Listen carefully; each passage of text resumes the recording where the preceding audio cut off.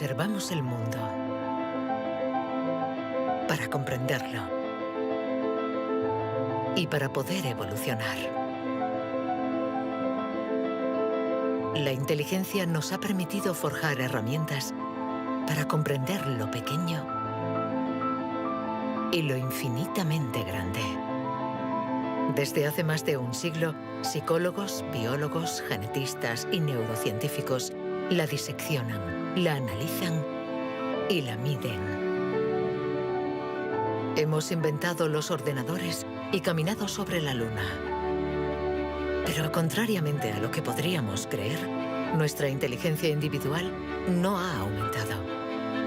Hoy en día, la ciencia explora las diferentes facetas de nuestra inteligencia. Pero, ¿saben en realidad los científicos qué es la inteligencia?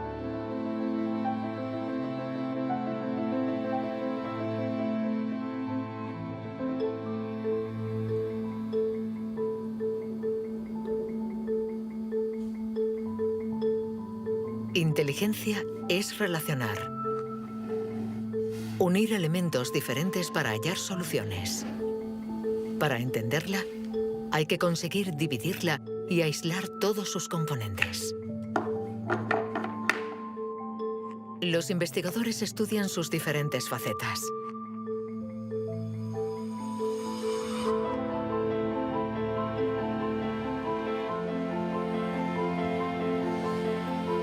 Para medir la inteligencia, una de las primeras propuestas ha sido medir la velocidad a la que reacciona el cerebro. Este es el método que el profesor Tenny Yanois ha utilizado. Él ha comparado nuestro tiempo de reacción con el de nuestros ancestros.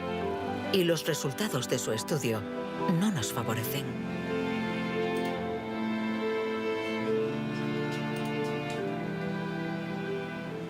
Para medir el tiempo de reacción, mostramos a una persona una luz sobre una pantalla y está pulsando un botón lo más rápido posible. Debe decir si la luz aparece a la derecha o a la izquierda. No es un acto reflejo, sino una información simple que nuestro cerebro debe procesar. Estos estudios sobre el tiempo de reacción son muy antiguos. Muchos de ellos los llevó a cabo Francis Galton, primo de Charles Darwin, entre 1860 y 1880 en Gran Bretaña. Galton hizo pruebas a muchos miles de personas representativas de la población de la época. La gente tenía entonces un tiempo de reacción muy rápido. Nosotros hemos buscado estudios comparables que hubieran sido hechos durante los últimos 120 años y hemos encontrado unos 15. Al compararlos, hemos podido comprobar que durante los últimos 150 años la gente se ha hecho cada vez más y más lenta. Para el profesor Tenny Yanois, inteligencia es velocidad. Y nuestro cerebro invierte como media 50 milisegundos más que el de nuestros bisabuelos a la hora de procesar una información simple. 50 milisegundos más puede sonar como un algo ridículamente breve. Pero si pensamos en las miles y miles de decisiones que debemos tomar cada día, y somos un poco más lentos en cada decisión, esto puede tener consecuencias muy importantes.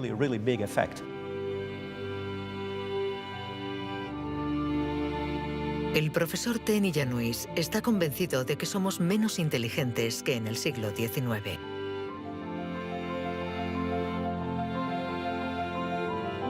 Y la prueba está en la increíble capacidad de invención de este periodo, marcado por una explosión de las innovaciones, de la creatividad, de las ideas. En el siglo XIX hubo muchas innovaciones fantásticas. Hay estudios que muestran que el número de inventos por habitante era 4 veces mayor que hoy en día.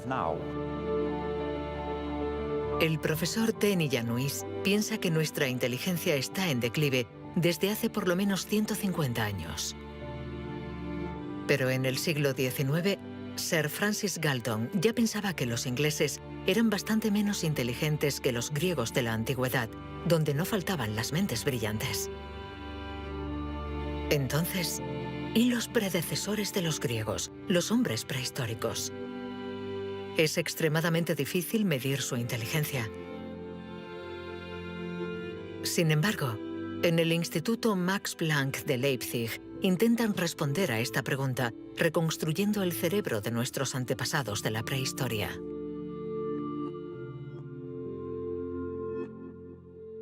La paleoneurología es una ciencia muy frustrante, porque su objeto de estudio es casi inexistente. No hay cerebros fósiles. Lo que sí tenemos es la caja que contenía este cerebro.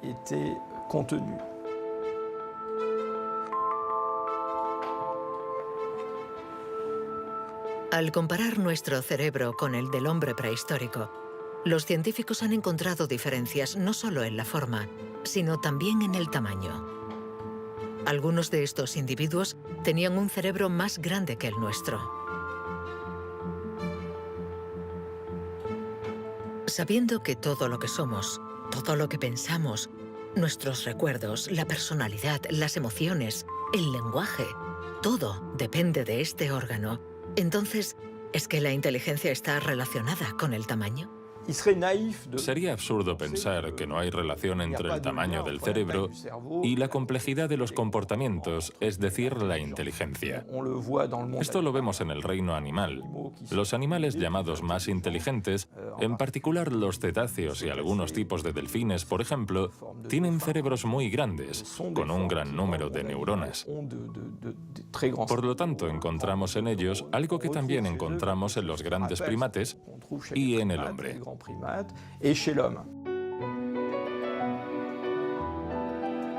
La evolución hizo crecer el tamaño de nuestro cerebro durante 2 millones de años, hasta alcanzar su máximo hace unos 15.000 años. El hombre de Cro-Magnon, que pintó en la cueva de Lascaux hace unos 17.000 años, era un Homo sapiens como nosotros. Pero de todos los Homo sapiens, este era el que tenía el cerebro más grande. El tamaño de nuestro cerebro ha disminuido en comparación con el de este antepasado. Y según algunos investigadores, somos menos inteligentes que él. Pero esta teoría no es compartida por todos. Yo no creo que haya una inteligencia que se pueda medir con una regla y decir que nuestro reciente antepasado era igual o más o menos inteligente. El hombre de Cro-Magnon tenía la inteligencia que necesitaba para sobrevivir en su mundo, pero no para trabajar en un banco. Si viajásemos 25.000 años atrás en nuestra máquina del tiempo para traer al presente al hombre de Cro-Magnon, sin duda se adaptaría al mundo en el que va a tener que vivir. Historically, you guys have struggled to adapt. Yeah, right. Walking upright, discovering fire, inventing the wheel, laying the foundation for all mankind. You're right. Good point. Sorry we couldn't get that to you sooner. Connie, your reaction? We live in a society where the individual ego and the group dynamic are in constant struggle. Response? Yeah, I have a response. What? ¿Más inteligente? ¿Menos inteligente? Cuando intentamos medir la inteligencia, todo se complica. Y sin embargo, lo hacemos continuamente. En las universidades del mundo entero se enseña qué es la inteligencia. Y todos nosotros, sin ser especialistas, la medimos cada día. Todos medimos la inteligencia. Si es usted soltero y va a un bar y conoce a alguien, lo más importante después del físico es la inteligencia. Medimos la inteligencia de la gente siempre. Si hablamos sobre un concepto difícil o hacemos algo que desconocen, ¿cuánto tardan en entenderlo? Medir la inteligencia analizando las respuestas. Evaluando la pertinencia de las acciones. Comparando a los individuos. Un método que dio lugar a la única herramienta de la que disponemos para medir la inteligencia. El cociente intelectual, inventado por Alfred Binet a principios del siglo XX. Alfred Binet criticó bastante a los alienistas, los psiquiatras de la época, que hacían diagnósticos para juzgar la discapacidad intelectual, separando en grandes categorías: los idiotas, que tenían el grado más alto de discapacidad, después los imbéciles y luego los tontos. En opinión de Binet, sus juicios eran discutibles, muy difusos y diferentes de un psiquiatra a otro. Él pensaba que eran necesarios unos criterios objetivos y una única herramienta de evaluación basada en criterios científicos. En 1905, el Ministerio de Educación francés pidió a Binet que encontrara la manera de detectar a los niños con dificultades escolares. Él no tenía ninguna teoría sobre la inteligencia, pero observando a sus hijas, pensó que podría hacer una evaluación a partir del razonamiento, la capacidad de comprensión y la memoria. Lo que finalmente intentó hacer fue encontrar para cada grupo de edad los problemas característicos de ese grupo. Por ejemplo, les enseñaba una foto y les preguntaba qué representaba. Señaló que los niños de 3 años enumeraban lo que había en la imagen. Hay un señor, una señora, un banco, un árbol. Los de 7 u 8 años describían la imagen. Hay un señor y una señora sentados en un banco. Y por último, los de 12 años interpretaban la imagen. ¿Están tristes? ¿O bien el señor está enfermo? Y cosas así. Así, Binet desarrolló junto a Théodore Simon el primer test de inteligencia. Había nacido el clásico test de la edad mental. Es la relación entre la edad mental dada por el resultado del test y la edad real de la persona. La cifra se multiplica por 100 para obtener el cociente intelectual. Si un niño de 10 años resuelve las pruebas de uno de 12, será un niño adelantado y tendrá un cociente de 120. La idea era relacionar el rendimiento de un individuo con el de otros individuos comparables, es decir, los que están exactamente en la misma categoría de edad, la misma cultura, etc. Y, obviamente, partiendo de una serie de puntuaciones en la prueba para una edad determinada. El cociente intelectual es la posición de un individuo comparado con el rendimiento de otros que son como él o ella, es decir, de la misma edad.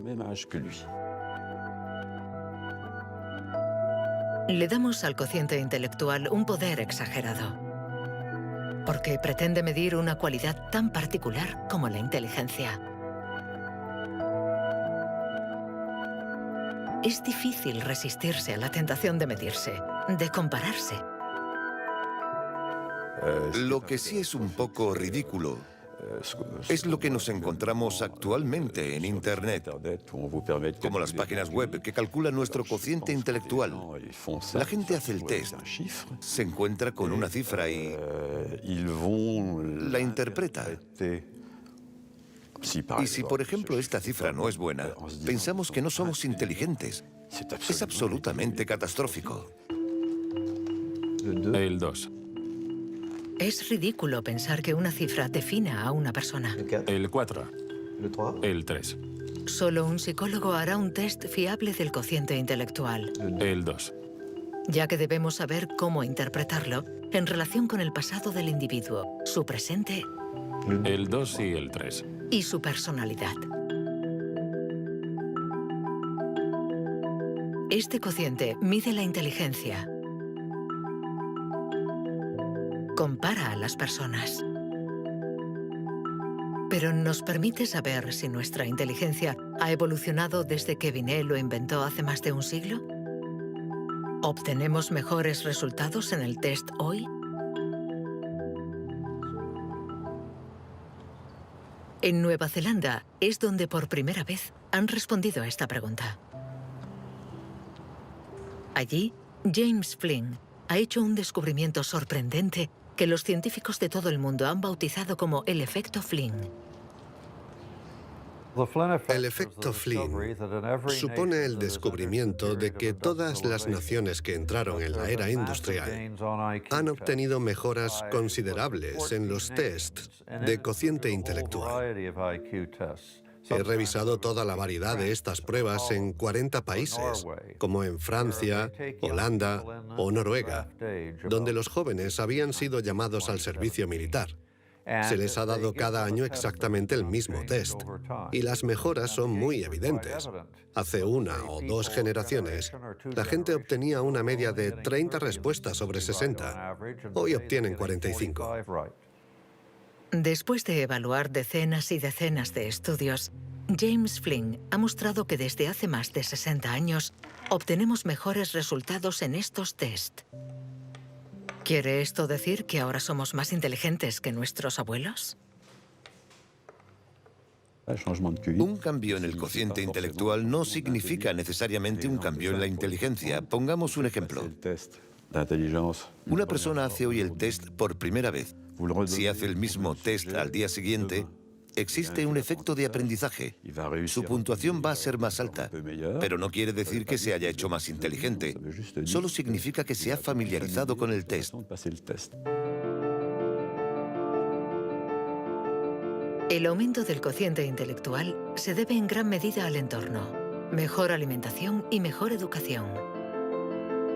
Nuestro cociente aumentaría de 2 a 3 puntos por cada año de escuela, y los años de escolarización han pasado de una media de 6 a principios del siglo XX a los 11 años de hoy en los países industrializados. Todos estos cambios añadidos han incrementado los resultados. Cuando realizamos un test hoy, estamos preparados en la medida en que la escolarización y otra serie de factores nos han dado la capacidad de aplicar nuestra lógica de forma abstracta. Es decir, que podemos ver una serie de números y acertar el siguiente.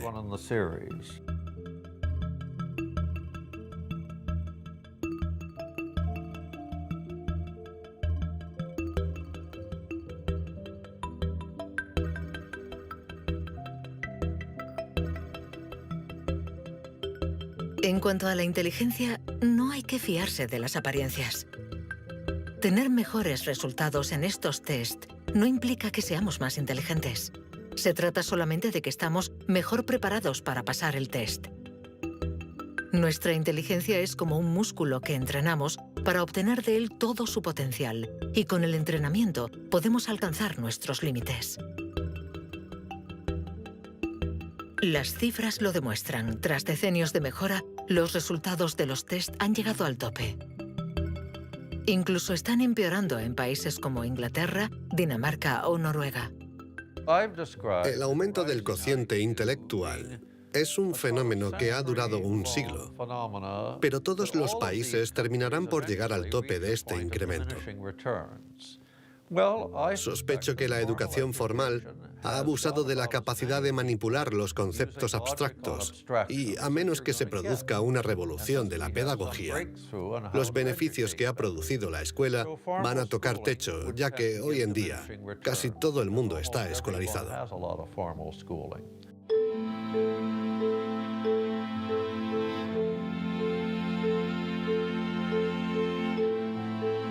Un cociente estancado.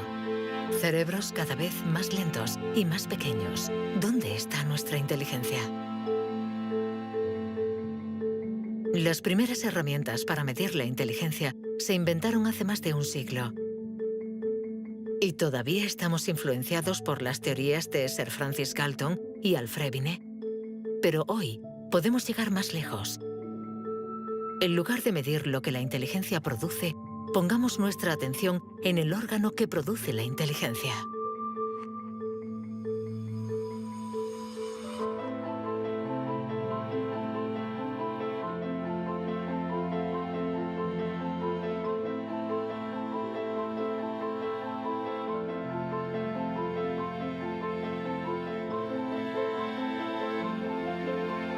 Richard Heyer es psicólogo y neurocientífico en la Universidad Irving de California. Desde hace más de 30 años, intenta averiguar cómo es un cerebro inteligente. Gracias a los progresos de los instrumentos de observación, Hayer y su colega, el profesor Rex Jung, investigan en qué lugar del cerebro se aloja la inteligencia. Veamos el cerebro de Richard Hayer. Vemos un bonito cerebro. El doctor Hayer es una persona brillante e inteligente y vemos todas las regiones que sustentan su inteligencia.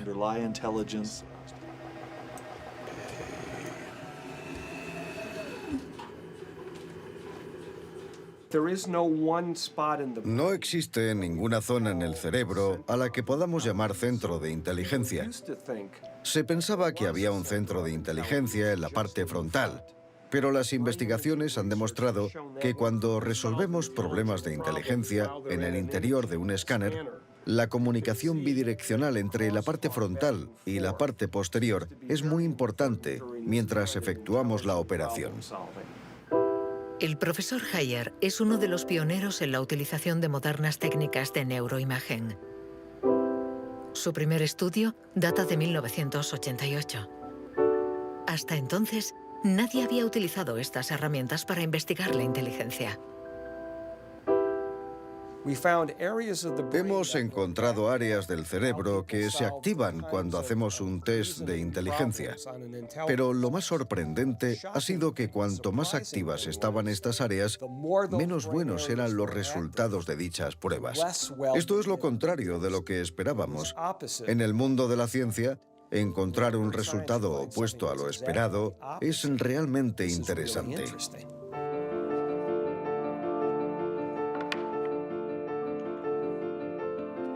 Un cerebro inteligente no es un cerebro que funciona más, sino todo lo contrario. Es un cerebro que funciona menos. Esto es lo que llamamos neuroeficacia. Ser inteligente consiste en resolver un problema con el mínimo esfuerzo.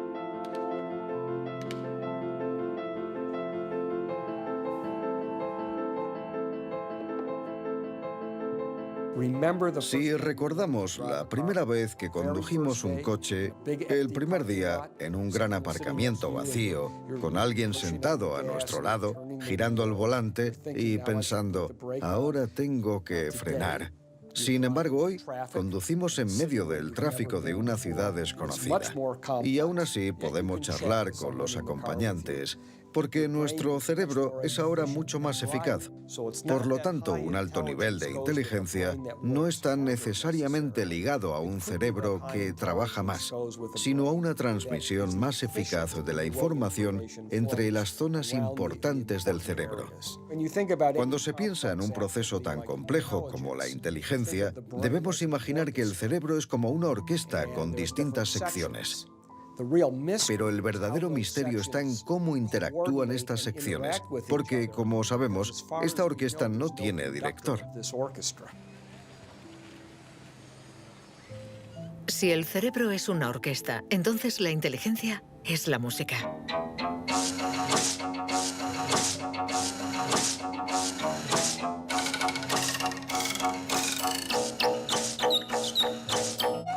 Cuando empezamos a interpretar la partitura, nunca sabemos cómo van a tocar juntos los músicos.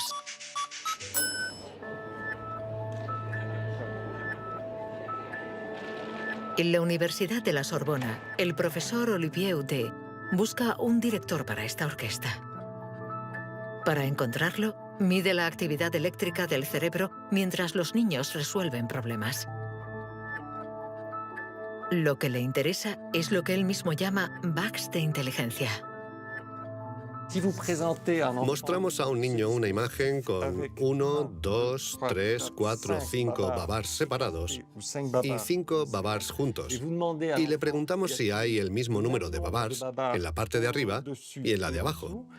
Hasta los 7 u 8 años, todos los niños del mundo responderían, hay más arriba, porque la imagen es más larga. El cerebro de los niños es fácil de engañar por la inteligencia visioespacial, según la cual longitud es igual a número. Esto significa que tenemos caminos neuronales distintos para resolver una misma tarea.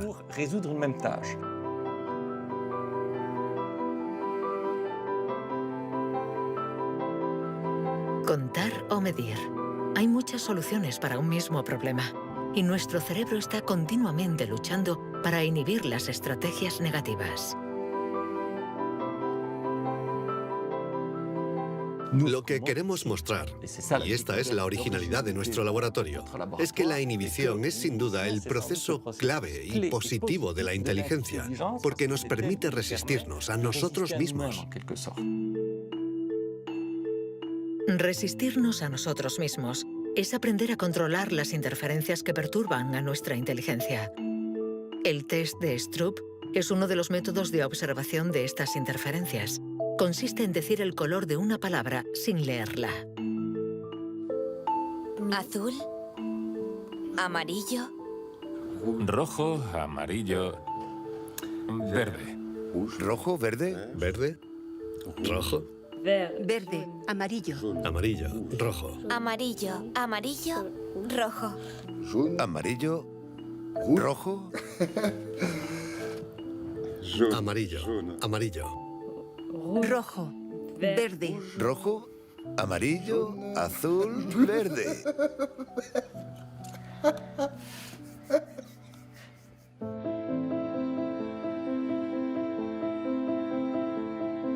Para resolver un problema usamos diferentes regiones del cerebro unidas entre sí, pero que a veces entran en competencia. Pero ¿cómo se comunican las diferentes regiones? Este tema le interesa al profesor Douglas Fields, del Instituto Nacional de la Salud de Washington. El cerebro está hecho de dos clases de tejidos, materia blanca y materia gris. Todos hemos oído hablar de la materia gris, que es donde se encuentran las neuronas, en la superficie del cerebro. Pero debajo hay miles de conexiones, de cables, de axones que conectan las neuronas formando circuitos. Y es de color blanco porque estos axones están aislados por una membrana celular llamada mielina.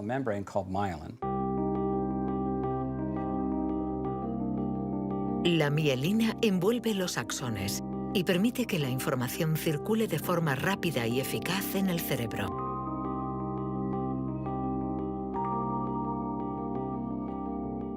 Cuando nace un niño, su cerebro no está maduro. Sus funciones son mínimas. Un bebé no puede hacer casi nada. No puede alimentarse, su visión es muy limitada, no puede andar ni sujetar su cabeza. Esto se debe a que nuestro cerebro está siendo permanentemente moldeado por el entorno. Y una de las cosas más interesantes respecto a la mielina es que se forma después de nacer. La mielina es esencial para que la información circule de forma eficaz por el cerebro. Es esencial para nuestra inteligencia. Pero en la actualidad, la formación de la mielina está alterada. Barbara Demnex, endocrinóloga del Museo de Historia Natural de París, estudia cómo nuestra inteligencia está amenazada por uno de los azotes del siglo XXI. La contaminación. En cualquier parte del mundo donde vivas, estarás expuesto a ciertas sustancias químicas que interfieren en el funcionamiento de la hormona tiroidea. Esta es la hormona producida por la glándula tiroides que está en la base del cuello. Es necesaria para el desarrollo del cerebro desde las primeras etapas del feto hasta una edad más avanzada como la mía, para asegurar el mantenimiento de las funciones mentales, incluida la mielinización. La Autoridad Europea de Seguridad Alimentaria ha analizado 297 pesticidas. Entre ellos, más de 100 afectan al funcionamiento de la hormona tiroidea, como el bisfenol A, el PCB y los productos ignífugos. Productos químicos con los que estamos en contacto a diario. El equipo de Barbara Demnex ha demostrado que estos productos bloquean los receptores específicos de la hormona tiroidea de cada una de las células cerebrales y los efectos son considerables. Hay una evidencia sólida. Los científicos hemos observado los niveles de exposición en las madres. Se han comparado diferentes niveles de exposición y hemos visto que los niveles más elevados estaban asociados a una pérdida de 5 a 6 puntos de cociente intelectual en sus hijos. Cierto es que la mayoría de nosotros no percibimos la diferencia, pero es evidente que 5 puntos menos de cociente intelectual pueden suponer una gran diferencia en cuanto al éxito escolar o al éxito en la vida. Y saberlo puede ser muy preocupante para los padres.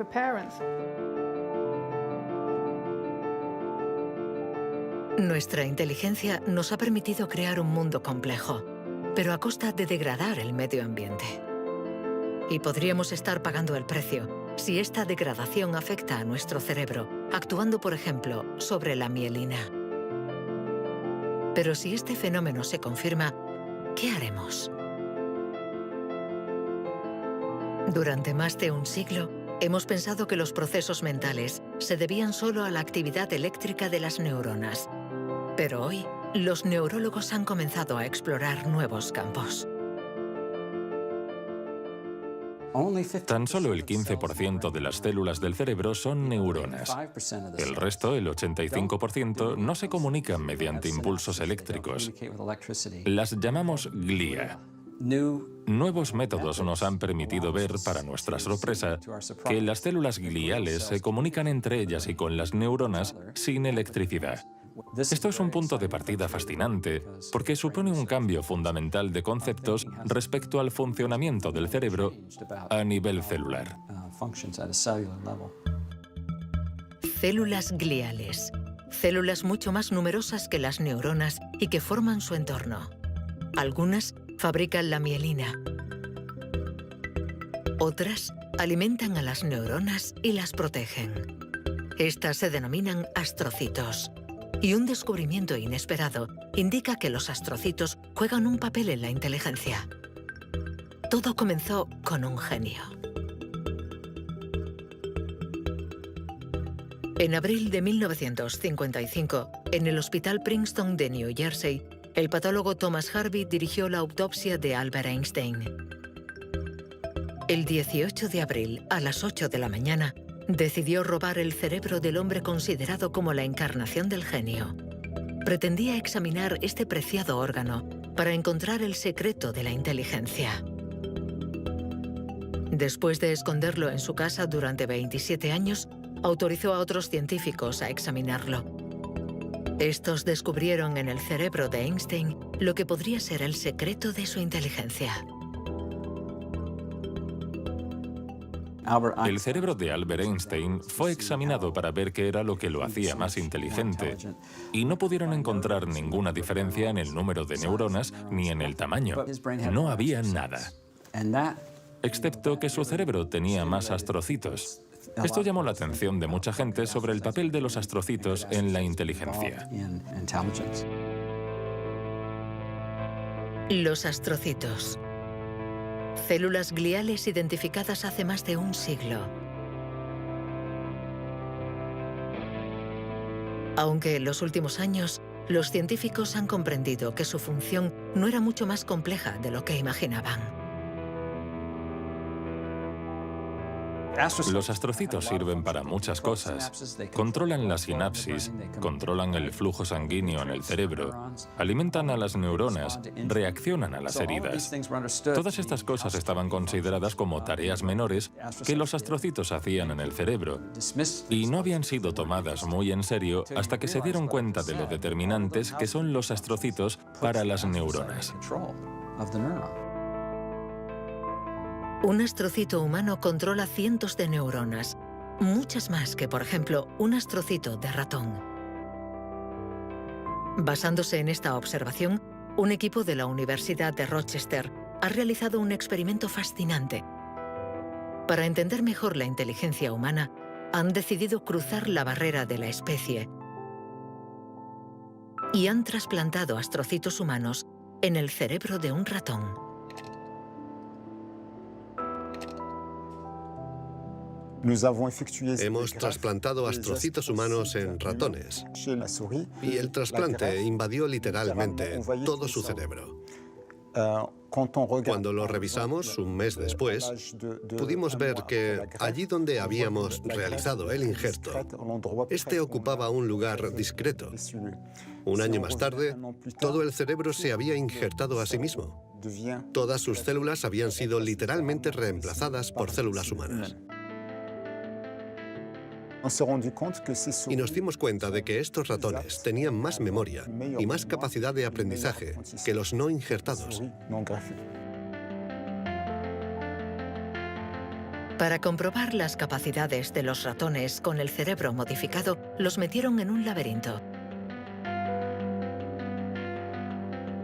Resultado: los injertados encontraron la salida 2 veces más rápido que los no injertados.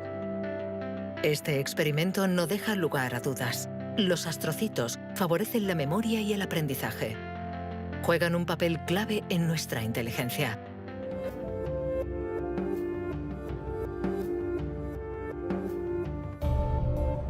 La inteligencia se refleja en el funcionamiento del cerebro. Pero ¿cómo se explica la diferencia entre las inteligencias de nuestros colegas, amigos o padres? ¿Es que tienen más materia blanca, menos astrocitos o sus neuronas son más rápidas? El origen de nuestras capacidades se encuentra en parte en nuestros genes. Robert Plomin estudia la genética del comportamiento. En sus investigaciones ha visto crecer a miles de niños y gracias a ello espera poder encontrar los genes que influyen en la inteligencia.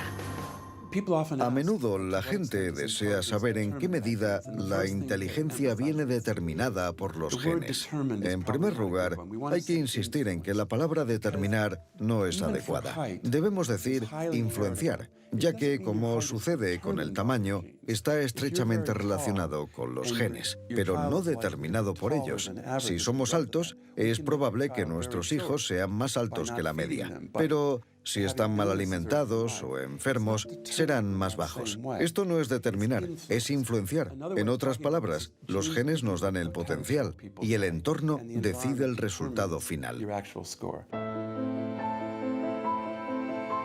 Para entender las relaciones complejas entre genes e inteligencia, Robert Plomin ha realizado miles de test en gemelos. Los gemelos idénticos tienen la particularidad de ser clones, tienen exactamente los mismos genes. Son completamente idénticos. Mismo pelo, mismos ojos, pero ¿tienen los mismos resultados en los test de inteligencia? La respuesta es sí. Sus resultados se parecen mucho más que los de otros hermanos. Esta es la prueba de que, sin ser completamente determinantes, los genes sí juegan un papel crucial. La mayoría de los países del mundo, más de 100, dispone actualmente de registros de gemelos porque reconocen la importancia del método gemelar a la hora de calcular la influencia de los genes. La siguiente etapa de nuestras investigaciones consiste en encontrar los genes responsables de la inteligencia. Para esto, Robert Plomin ha utilizado chips de ADN capaces de detectar más de 1 millón de marcadores genéticos. Comparando el ADN de los que tenían buenos resultados en los test, Plomin quería saber si ciertos genes se dan con más frecuencia. Pero la identificación precisa de estos genes es mucho más complicada de lo que esperaba.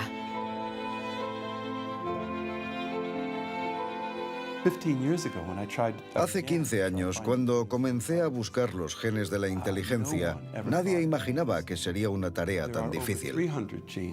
Pudimos identificar más de 300 genes que influyen sobre la inteligencia.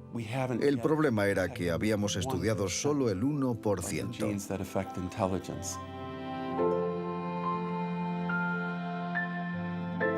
La inteligencia está influenciada por la interacción de muchos miles de genes que conforman una red increíblemente compleja. Además, producen efectos distintos en función de la región del cerebro donde actúen. Antes pensábamos que el cerebro funcionaba por áreas. Esta área controla el lenguaje, esta hace otra cosa. El cuerpo calloso comunica los hemisferios. Hoy nos hemos dado cuenta de que esto era ficción y que el cerebro actúa de forma más global. Desde un punto de vista genético, se ve más claro todavía, ya que la mayoría de los genes que actúan sobre el cerebro actúan sobre muchas regiones del cerebro. Paso a paso vamos entendiendo nuestra inteligencia. Los científicos afinan las herramientas para medirla, pero la cuestión es cómo las vamos a utilizar.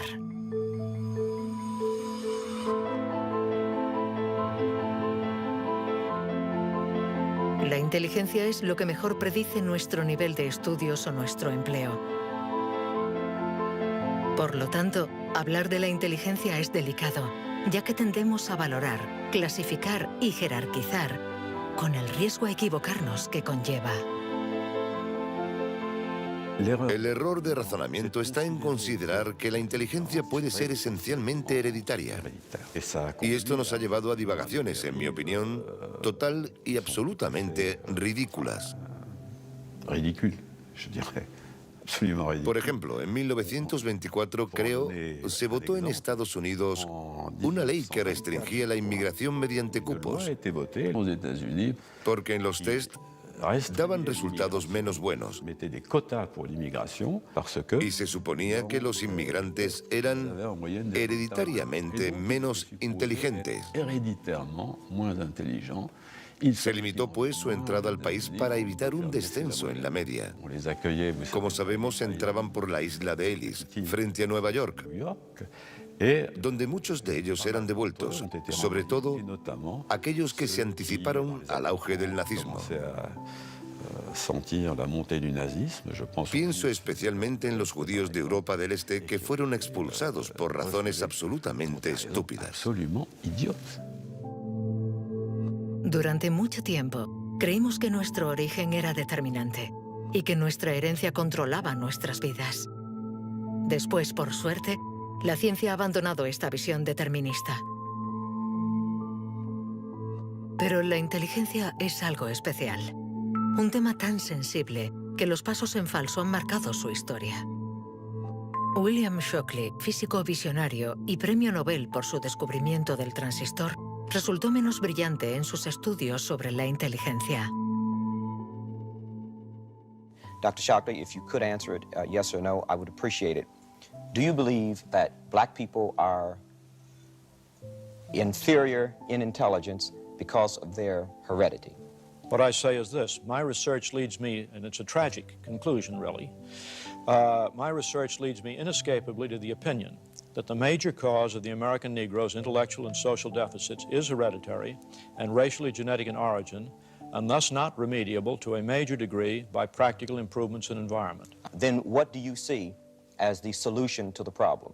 I would propose that you would offer a bonus to everyone to be sterilized. The offer is based upon the best estimates, best scientific estimates that one can have of any genetically carried disabilities.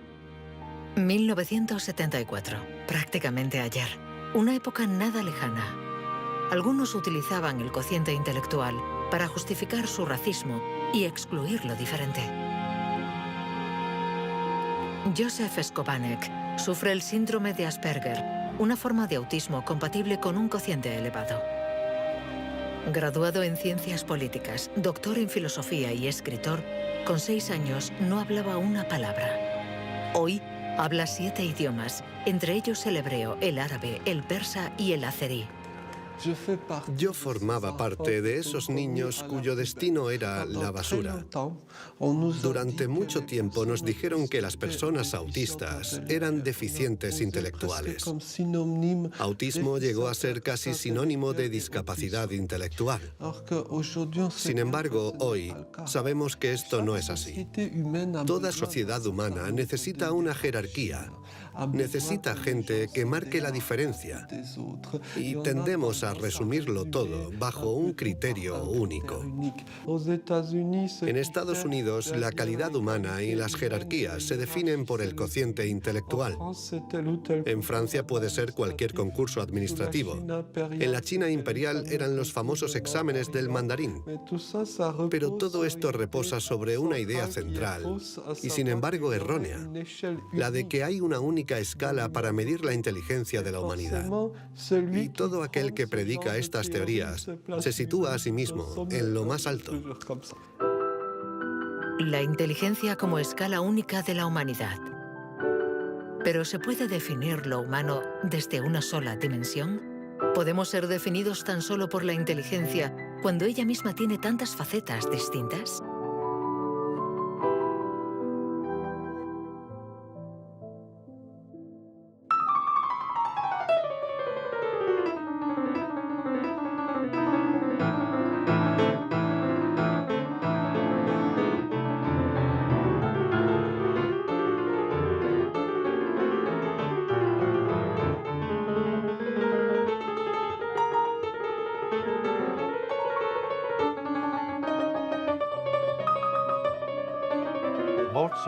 Nos han dicho siempre que Mozart podía tener en la mente una sinfonía entera. Cuando escuchamos una sinfonía, debemos seguirla a medida que se desarrolla en el tiempo. Sin embargo, él la veía en su totalidad. Viene a ser la clase de complejidad mental de un matemático cuando tiene en mente 7 u 8 fórmulas y conoce todas las conexiones posibles entre ellas. Pero siempre podemos argumentar. ¿La inteligencia musical es inteligencia? No importa. Lo que importa es que existe y que aquellos que la poseen no tienen necesariamente un cociente intelectual elevado.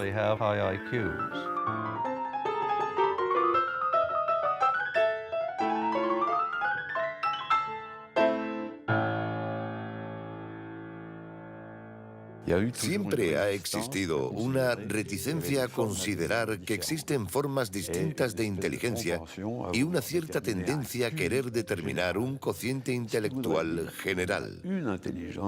Una única escala de inteligencia donde podemos situarnos por encima o por debajo. Pero la realidad lo contradice. Existen numerosas formas de inteligencia y podemos tener un nivel muy alto en algunas de ellas y un bajo nivel en otras. Esta idea estaba en los primeros estudios sobre la inteligencia. Hoy, los científicos ya han aceptado que sea cual sea el método utilizado, no van a conseguir medir la inteligencia con una escala única.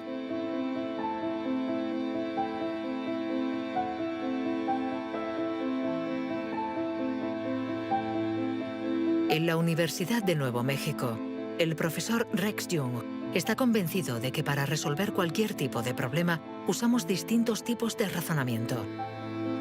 Y lo que llamamos inteligencia no es sino uno más de ellos. Creo que la creatividad es otro modelo de funcionamiento del cerebro y lo que intento averiguar es si es diferente a la inteligencia o similar. ¿Estamos hablando de lo mismo o de algo distinto? Y he llegado a la conclusión de que la creatividad es un proceso de razonamiento básicamente diferente.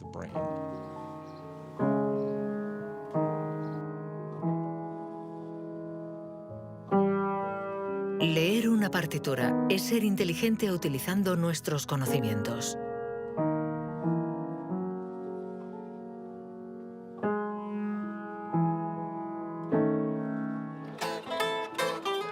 Improvisar es ser inteligente inventando y siendo creativo.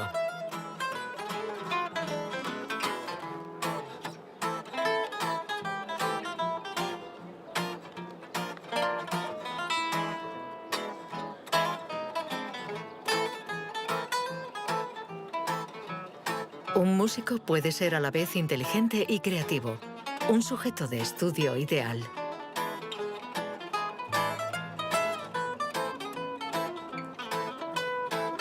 El profesor Jung ha estudiado numerosos cerebros para saber cómo pueden coexistir inteligencia y creatividad.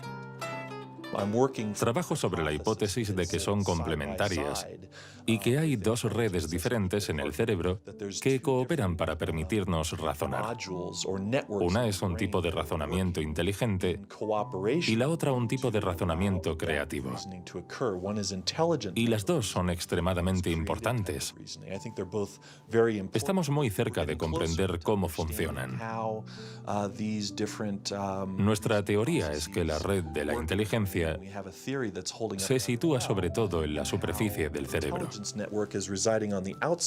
Con la creatividad las cosas son diferentes, porque depende principalmente de la llamada red de modo por defecto, situada en el interior del cerebro.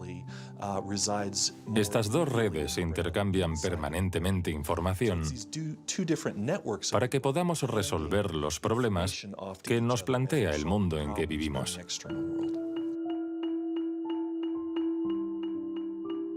Todos hemos experimentado esa sensación de una idea que surge de no se sabe dónde con la fuerza de la evidencia. Lo que nos revelan los neurocientíficos es que la forma de razonamiento inventivo creativo es una única forma de razonamiento.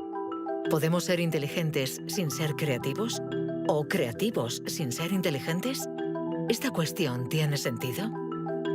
Para evolucionar de forma inteligente, ¿no necesitamos todos los recursos de nuestra mente? No podemos ser creativos, por ejemplo, en física, si solo tenemos formación en física. Para ser creativos en física, necesitamos estar educados en ese universo extraño y poder utilizar y reutilizar los mecanismos mentales que hemos aprendido en otros contextos. El problema de las investigaciones estériles es que se encierran en su burbuja y no dan ni reciben información. Por el contrario, las personas creativas son aquellas que importan ideas de un universo a otro.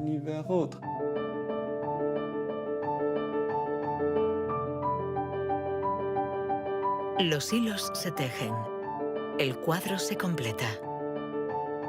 Los científicos ensamblan poco a poco las diferentes piezas de nuestra inteligencia. Pero el mundo evoluciona y la inteligencia también. El cerebro está en permanente evolución y permite que la inteligencia se adapte a los problemas que debemos resolver, por múltiples y variados que estos sean. Cuando era niño, sabía que yo no funcionaba como los demás y era consciente de ello. Esto me hizo reflexionar y me llevó a imaginar un mundo plural. Un mundo donde no hubiera una única forma de clasificar y de medir, sino muchas. Lo que quiero decir es que la verdadera inteligencia humana no está en pensar de forma plural y saber tener en cuenta distintas formas de entender el mundo y no solo una.